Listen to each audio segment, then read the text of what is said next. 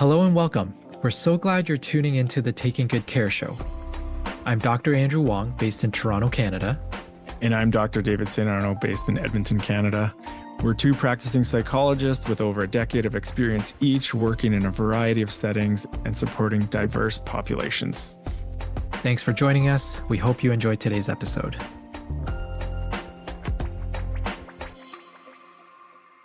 While we're both practicing psychologists, our podcast is intended purely for educational and entertainment purposes.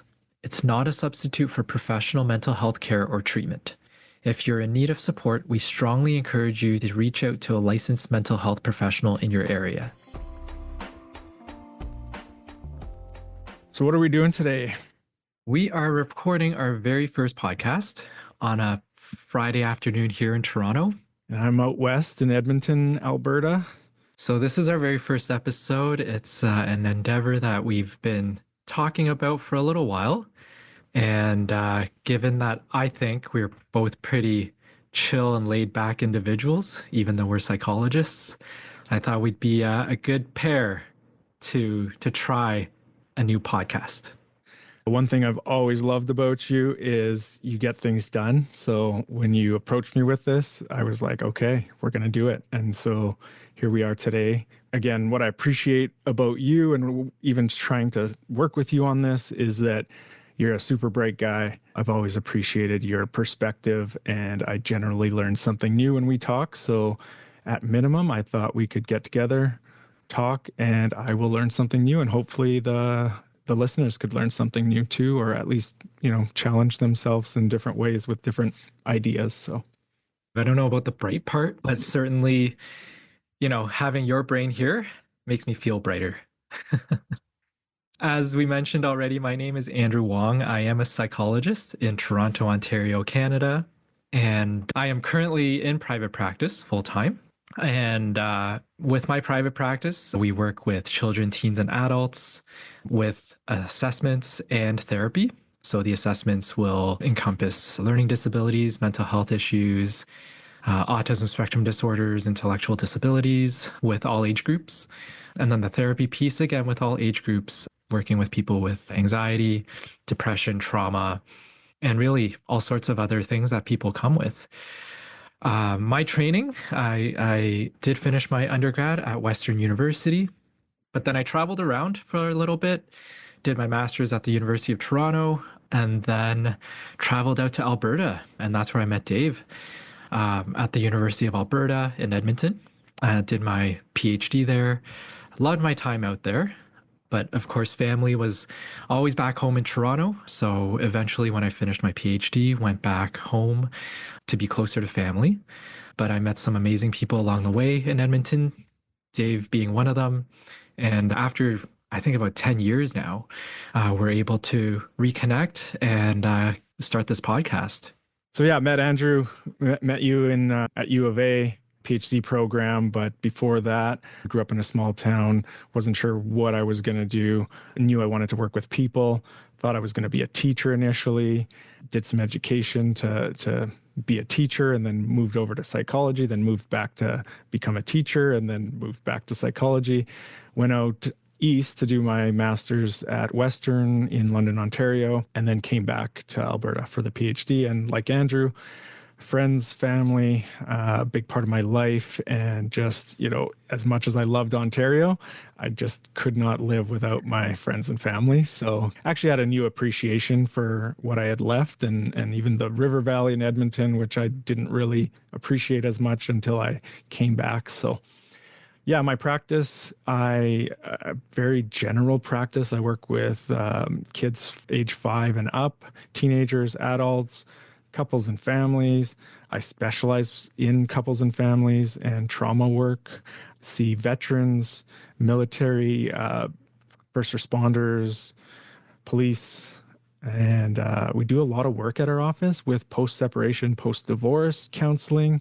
So families that are trying to restructure and negotiate kind of co-parenting and finding a new way to continue the family going, even though divorce or separation has happened. And some of that is court ordered and some of that is not court ordered.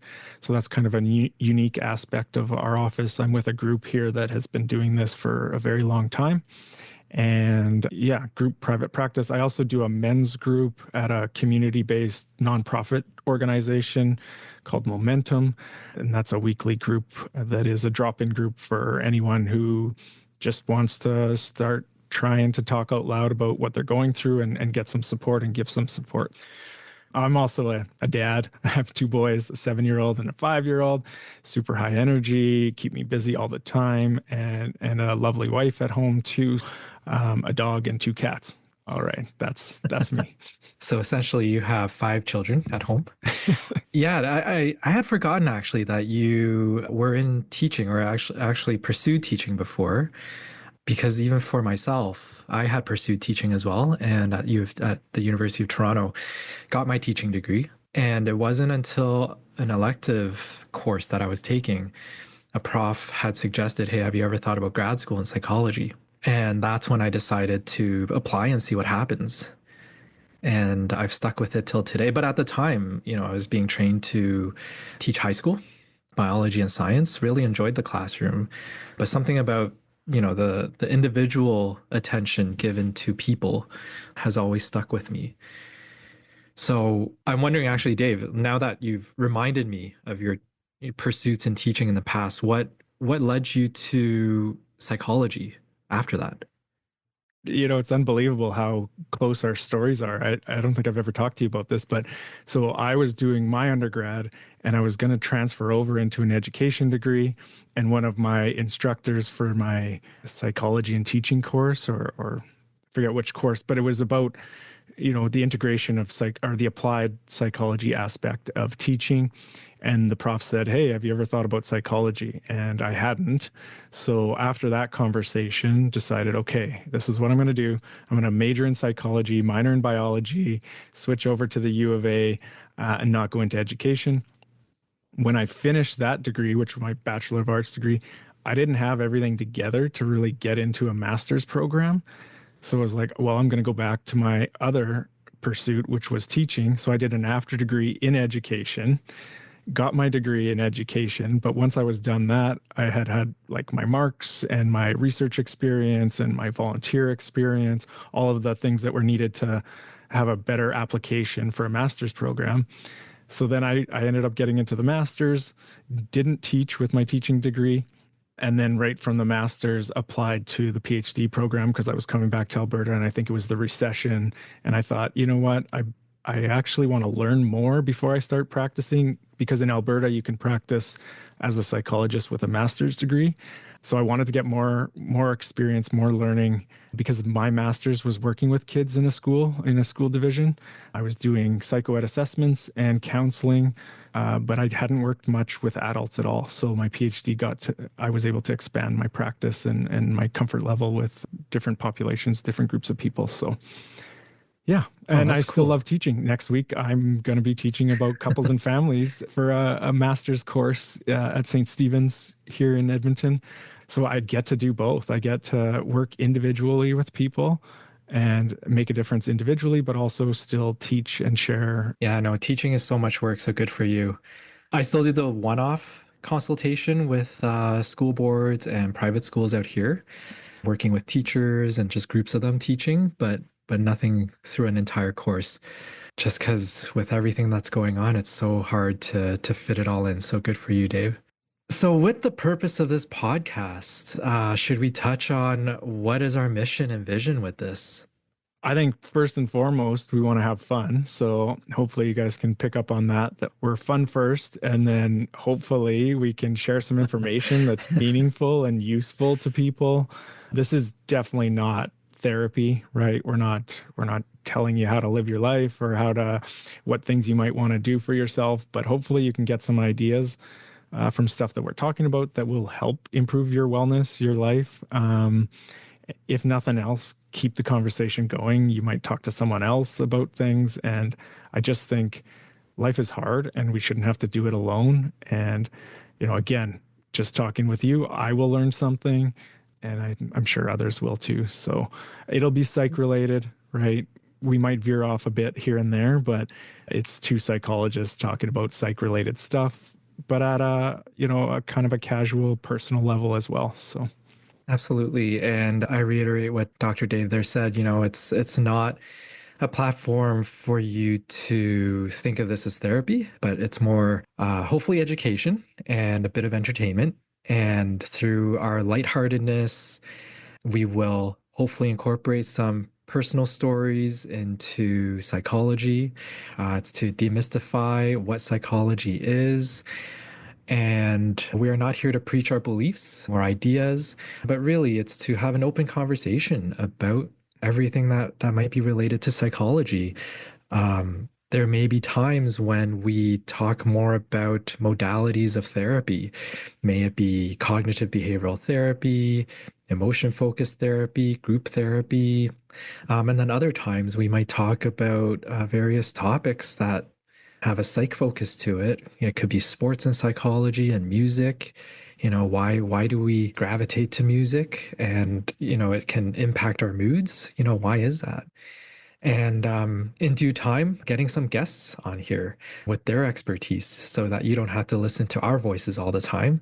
You can listen to perhaps even a more soothing voice and then listen to some of the good conversations that we'll have. yeah, I think when you get tired of me, then we can just bring in a guest and spice things up a bit. So That's right. we That's are right. we are kind of building the plane as we're flying it. So we're learning at this. We're new to this, even though we talk for a living. This is new for us. So we're going to grow and change as we're doing this. But yeah, wanted Yep. to give an inside perspective on two psychologists chatting about psychology stuff. I think it's so cool with psychology, just how many parts of our lives use aspects of psychology. And I'm just wondering, for you, what is so captivating about our profession? Yeah, I don't know. I feel like I'm kind of a nerd at this, and I've talked to other psychologists, and they're like, "Really, you read self-help books for fun?" And I'm like, "There's so much to learn. It's like there's so many interesting aspects of psychology, and it relates to so many areas of life. Like I'm a huge sports fan. Sports psychology is a whole topic that I would love to learn more about, but I just haven't had time yet. So I feel like my list of audiobooks and interests, I'll never get through them in my lifetime, right? And so, Yeah. yeah, it's just fascinating for me, and the ability to apply that to be able to help people is I feel like I'm just really lucky and fortunate to have found this career and to be able to make money and support my family by helping people and learning about stuff that I'm very interested in. So, I really think that so many facets of our lives is impacted by psychology and we don't even know it, right? When we go to work, a Monday versus a Friday, the different coworkers we have to work with, how you adjust and adapt depending on who's in the office or who's coming to the office. It just becomes such a daily task that we don't realize how much of it involves us switching the way we think about a person or how are we going to approach the situation. I know for myself, again, I do enjoy sports. I've always been fascinated by the competitiveness of people. I don't see myself as a competitive person, but when I see athletes out there and as competitive as they are, how does one get to that stage, right? The other piece too is like music. I love music, play music. I have my kids playing music. But why is that? Why does it captivate people, right? Why do mhm, people cry when they go to a concert, and, how do you express feeling through these notes that you play? mhm. And even when I travel, for example, yeah, it's great to look at all these monuments or go to all these museums.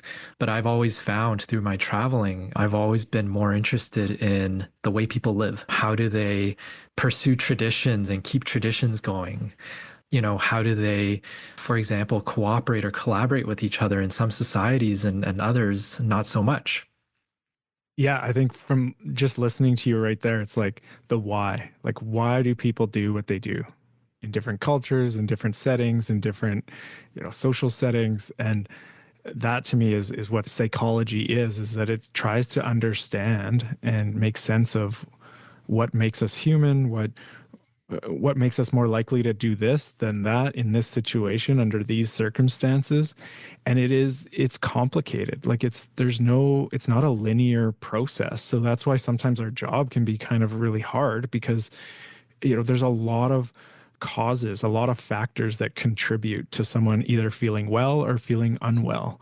And we might look at sleep, and we might look at exercise, we might look at diet, we might look at, you know, alcohol use. We might like there's a whole bunch of factors and they can interrelate and interconnect, and it's multifactorial, and it's a system, it's a biological system.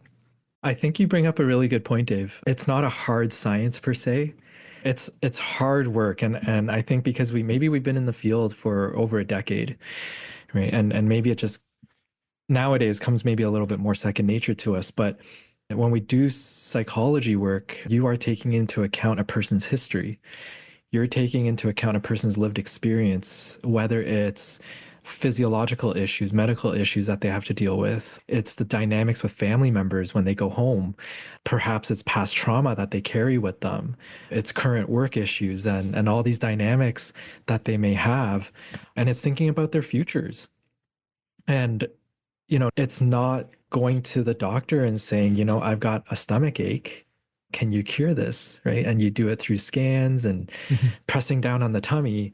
We have to capture not just the medical history, but a person's entire story, a person's narrative and their story that they come from, that history, in order to make sense of that person who's in front of us who we're going to try and help. Yeah, I you brought that up and it reminded me, I often tell people like there's no blood test for this, right? We can't send you for some blood work and then it comes back and you're depressed. No. The way this works is and I think maybe we should speak to the difference between assessment and treatment or counseling. But generally, as a general assessment, if you're not going for a formal evaluation or psychological assessment, the psychologist or the person sitting across from you is looking at what symptoms you might be experiencing and whether that aligns with diagnostic criteria that says, well, okay, there's actually a label for this. There's a diagnosis that you meet the criteria for. Those diagnoses, those labels can change in time, right? With research and science and there's goods and bads of labels and diagnoses, but it can kind of go, oh, so I have this thing that other people also have that, if it's in a book, it means you're not unique in some ways, right? And you might be able to get some direction from other people that have struggled with the same thing.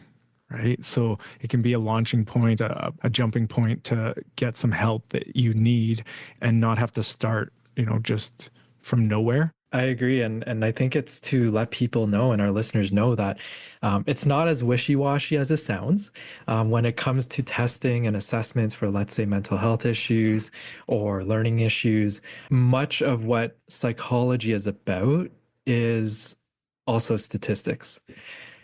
Right. So when we are looking at symptomatology, when we are looking at someone's learning profile, we are using tests, tools, and measures that have been standardized amongst the population. So, for example, you may have somebody who comes along and says, well, I'm feeling really depressed.